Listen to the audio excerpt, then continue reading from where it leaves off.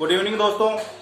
Teja coaching 12th class physics में आपका फिर से स्वागत है दोस्तों आज हम बात करने वाले हैं धारामापी का एमीटर में रूपांतरण के बारे में। हमारी क्लासें चल रही थी, धारामापी के बारे में चर्चा कर रहे थे। तो दोस्तों एक बार फिर से रिपीट कर रहा हूँ धारामापी कंप्लीट कि धारामापी कितने प्रकार की होती है। दोस्तों हमारी दो प्रकार की होती है, चल कुंडली धारामापी एक, दूसरी चल चुंबक धारामापी। और हमारा 12th क्लास में अध्ययन किया हुआ है चल कुंडली धारामापी के बारे में बता रखा है। तो चल कुंडली धारामापी कितने प्रकार की होती है दोस्तों, वह भी दो प्रकार की होती है, एक निलंबित कुंडली धारामापी और दूसरी किलकित कुंडली धारामापी। इन दोनों के बारे में हमने पिछली वाली क्लासों में अध्ययन कर चुके हैं। अब बात करते हैं दोस्तों कि धारामापी का एमीटर में रूपांतरण किस प्रकार से होगा, जो कि बहुत ही इंपॉर्टेंट है दोस्तों। आपको एग्जाम में पूछ सकता है कि धारामापी का एमीटर में रूपांतरण बताइए, 3 नंबर में पूछता है दोस्तों। तो क्या करना है हमारे को कि पहले तो ये देखना है कि धारामापी होती क्या है, कि धारामापी होती क्या है। तो धारामापी दोस्तों एक ऐसा यंत्र है जो हमारा परिपथ में विद्युत धारा को मापने के लिए प्रयुक्त किया जाता है। जो परिपथ में विद्युत धारा को मापने के लिए प्रयुक्त किया जाता है, यह एक ऐसा उपकरण या यंत्र है। तो ये क्या कार्य करता है दोस्तों, परिपथ में विद्युत धारा को मापने के लिए प्रयुक्त किया जाता है। ये एक बात हो गई। अब दूसरी है दोस्तों कि परिपथ में धारा मापने के लिए एमीटर को सदैव किस क्रम में रखेंगे दोस्तों। तो ध्यान रखना कि परिपथ में धारा मापने के लिए एमीटर को सदैव परिपथ के श्रेणी क्रम में रखेंगे, कि परिपथ के सदैव श्रेणी क्रम में रखेंगे। और एक चीज और ध्यान रखना दोस्तों, जो कि इंपोर्टेंट बात है,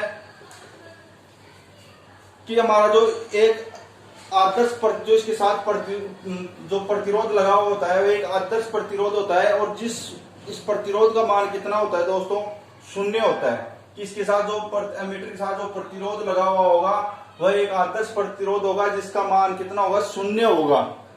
ये ध्यान देने वाली बात है, जिसके कारण ही इसको किस नाम से जानते हैं दोस्तों, शंट प्रतिरोध के नाम से जानते हैं। तो ये अब बात हो कि आप सर प्रतिरोध को तो आर से दर्शाते हैं, लेकिन इसको ऐसे क्यों दर्शा रहे हैं, क्योंकि सन इसी के नाम से इसको दर्शा दिया एस, इसलिए इसको ऐसे प्रदर्शित कर दिया। अब बात करते हैं दोस्तों इसमें जब धारा प्रवाहित करेंगे तो क्या होगा।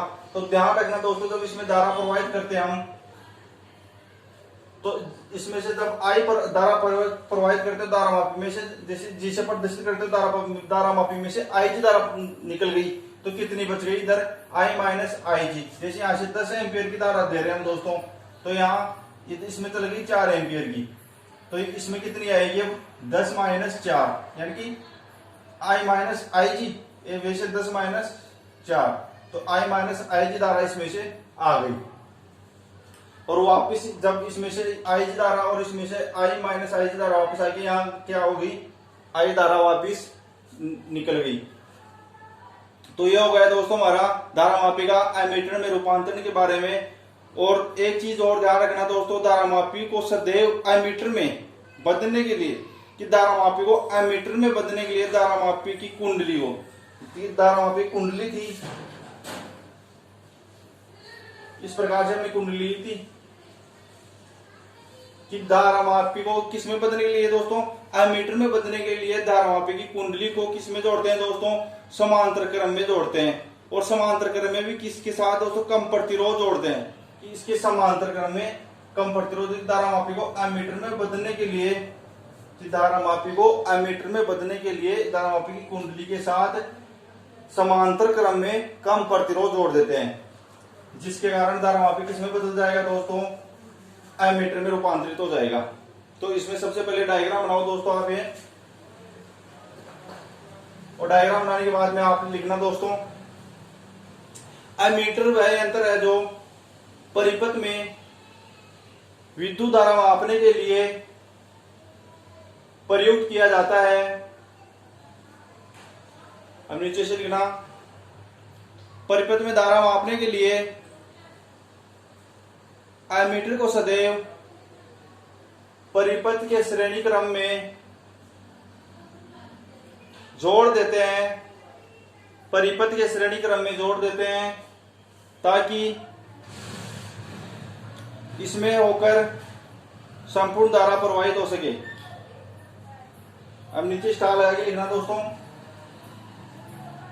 एक आदर्श एमीटर का प्रतिरोध शून्य होता है, एक आदर्श एमीटर का प्रतिरोध शून्य होता है, जिसके कारण इसको क्या नाम दर्शा देते हैं दोस्तों, शंट प्रतिरोध। प्रतिरोध शून्य होता है। अब इसमें नीचे लिखना, धारामापी को एमीटर में बदलने के लिए धारामापी की कुंडली को या धारामापी की कुंडली के समांतर क्रम में कम प्रतिरोध जोड़ देते हैं। मैंने अभी बताया कि इसके समांतर क्रम में कम प्रतिरोध जोड़ देंगे, जिसे शंट प्रतिरोध कहते हैं, जिसे शंट प्रतिरोध कहते हैं। आपको एग्जाम में पूछ ले दोस्तों शंट प्रतिरोध किसे कहते हैं, तो आपको क्या लिखना है, जो मैंने ये लिखा है कि धारामापी को एमीटर में बदलने के लिए धारामापी की कुंडली के समांतर क्रम में कम प्रतिरोध जोड़ देते हैं, जिसे ही हम शंट प्रतिरोध कहते हैं। अब नीचे लिखना दोस्तों, माना परिपथ में प्रवाहित धारा आई है, धारामापी की कुंडली का प्रतिरोध G है, धारामापी की कुंडली का प्रतिरोध G है, तथा शंट का प्रतिरोध S है, तथा शंट का प्रतिरोध S है। माना धारा I का IG भाग कुंडली G में से तथा शेष भाग I माइनस IG तथा शेष भाग I माइनस IG शंट में से प्रवाहित होता है। G व S समांतर क्रम में है, G व S समांतर क्रम में है, अतः इनके शिरों के बीच विभवांतर, अतः इनके शिरों के बीच विभवांतर समान होगा, अतः इनके शिरों के बीच विभवांतर समान होगा। किस प्रकार से होगा दोस्तों, जैसे धारामापी है, जैसे तो इसमें से क्या धारा गुजरेगी दोस्तों, या इसको अब हम किस नाम से बोल सकते हैं, कुंडली G के नाम से बोल सकते हैं। तो इसमें से जैसे IG धारा प्रवाहित कर रहे हैं, यानी तो पहले तो I धारा प्रवाहित हो रही थी, तो I धारा में से IG धारा, यानी कि कुल धारा कितनी है I, तो I में से भी IG धारा इस कुंडली G में से प्रवाहित हो रही है। तो IG धारा इसमें से प्रवाहित हो गई। अब किस में से प्रवाहित हो रही है, कुंडली G में से, इसी में से प्रवाहित हो रही है। अब इसमें बात करते हैं कि कुंडली S में से क्या धारा प्रवाहित होगी, कि I में से IG धारा तो कुंडली G में प्रवाहित हो गई। अब बात करते हैं कि S में से कौन सी धारा प्रवाहित होगी, तो टोटल धारा कितनी थी I, तो I माइनस IG धारा इसमें से प्रवाहित होगी। तो जब इस प्रकार से प्रवाहित होगी तो ये घूम के वापस इसी प्रकार आएगी, इसी तरफ, तो ये इसके विपरीत आएगी। कि धारा का मापन करें तो इसी के विपरीत आके तो इसका धारा का मापन होगा इसी के अंदर, तो इसके विपरीत आएगी, तो किसका चिन्ह लग जाएगा दोस्तों, माइनस का चिन्ह। तो क्या आ जाएगा, I माइनस IG, और किस में से, S में से होकर गुजरी है, शंट में से होकर, इक्वल टू 0 के बराबर हो गया। क्यों गया दोस्तों, कि इनके शिरों के बीच विभवांतर समान होगा, इनके शिरों के बीच विभवांतर का मान समान होता है, ये किसके 0 के इक्वल टू हो जाएगा। तब यहां से शंट प्रतिरोध का मान निकालें, तो IG G equal to I minus IG S, यानी कि ये माइनस का इधर आगे प्लस हो गया। अब यहां से हम शंट प्रतिरोध S का मान निकालें दोस्तों, तो क्या आ जाएगा हमारा, कि शंट प्रतिरोध S इक्वल टू, ये इसके नीचे आ जाएगा, तो IG और ये G बटे हुए I माइनस IG और S, सॉरी S तो यहां आ गया ना शंट प्रतिरोध, तो ये आ गया IG इंटू G कुंडली, और नीचे क्या है कि शंट प्रतिरोध में कितनी धारा गुजरी है, I माइनस IG, तो ये आ गया दोस्तों हमारा शंट प्रतिरोध का मान। और यही है दोस्तों, इसके नीचे ले लेना, यहां ले लेना शंट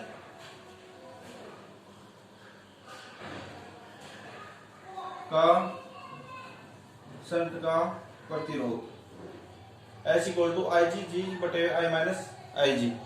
अब नीचे लिखना दोस्तों, अतः स्पष्ट है कि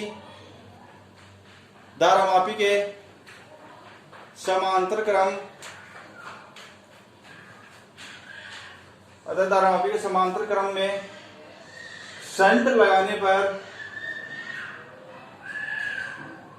या शंट प्रतिरोध या शंट लगाने पर धारामापी आई एम्पियर की धारा का आई एम्पियर की शंट लगाने पर धारामापी आई एम्पियर की परास का करना, आई एम्पियर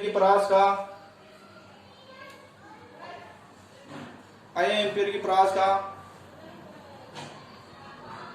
एमीटर बनाएगी या आई एम्पियर की परास का एमीटर बन जाएगा।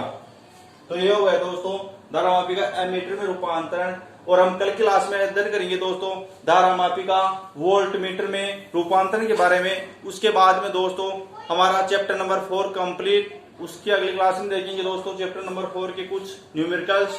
और उसके बाद में हमारा चैप्टर नंबर 5 स्टार्ट करने वाले हैं दोस्तों। और जो स्टूडेंट्स न्यू हैं दोस्तों, उन्होंने यदि Teja coaching 12th class physics को यदि इस चैनल को सब्सक्राइब नहीं किया है दोस्तों, सब्सक्राइब करें, लाइक करें और दोस्तों को शेयर करना ना भूलें। जय हिंद दोस्तों।